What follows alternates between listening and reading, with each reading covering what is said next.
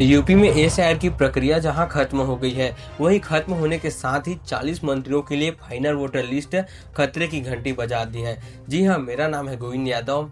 UP में जितने vote से चुनाव जीते थे, उससे 10 गुना वोट कट गए। यूपी चुनाव आयोग ने एसआईआर यानी स्पेशल इंसेंटिव रिवीजन की फाइनल लिस्ट जारी कर दी है। वह प्रदेश सरकार और भाजपा के लिए चौंकाने वाली बात है। आंकड़े बताते हैं कि यूपी के 40 मंत्री 2022 विधानसभा चुनाव में जितने वोट मार्जिन से जीते थे, उसके 2 से 10 गुना वोटर उनकी सीट से कम हो गए हैं। इनमें शहरी और ग्रामीण दोनों विधानसभा सीटें शामिल हैं। यूपी सरकार में 20 कैबिनेट मंत्री, 14 स्वतंत्र प्रभार मंत्री और 19 राज्य मंत्रियों के साथ कुल 53 मंत्री हैं। इनमें से 40 मंत्री विधानसभा जबकि 13 मंत्री विधान परिषद के सदस्य हैं। 2022 के चुनाव में करीब 2,15,000 वोट से जीतने वाले, जो कि सूचना प्रौद्योगिकी मंत्री सुनील शर्मा की साहिबाबाद सीट पर सबसे ज्यादा नाम काटे गए हैं, जहां 3,16,000 नाम काटे गए हैं।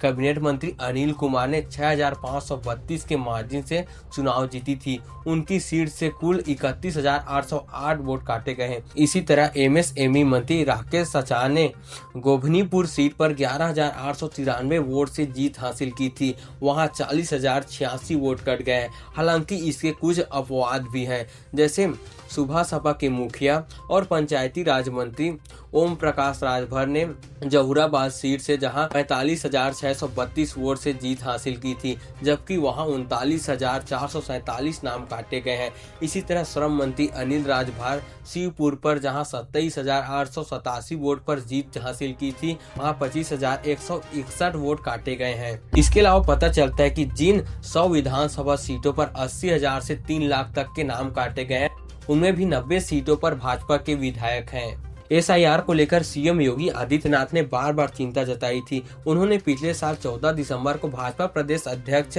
चुनाव के मन से एसआईआर में करीब 3 करोड़ वोटर कम होने की आशंका जताई थी। उन्होंने साफ किया था कि जिन सीटों पर वोट कम हो रहे हैं, उनमें ज्यादातर सीटें भाजपा की है। सीएम योगी ने भाजपा के तब के अध्यक्ष जेपी नड्डा को भी इसकी जानकारी दी थी। संघ भाजपा और सरकार की समन्वय बैठक में भी सीएम ने बताया था कि भाजपा के 70 विधायकों की सीटों में से 80,000 से 3 लाख तक के वोट कम हो सकते हैं। जब एसआईआर की प्रक्रिया चल रही थी, उस समय कहा जा रहा था कि शहरी इलाकों में ज्यादा नाम काटे जा सकते हैं। इसके पीछे यह तर्क दिया जा रहा था कि शहरी इलाकों में रह रहे लोग अपने गांव में नाम जुड़वाना पसंद करेंगे, जबकि फाइनल लिस्ट के आंकड़े बताते हैं कि ग्रामीण इलाकों की विधानसभा सीटों पर बड़ी संख्या में वोटर कम हुए हैं। एसआईआर के जिलावार आंकड़ों में बुंदेलखंड ने बाजी मारी है। बुंदेलखंड के बादा में सिर्फ 8.86%, महोबा में 8.55%, हमीरपुर में 6.88% और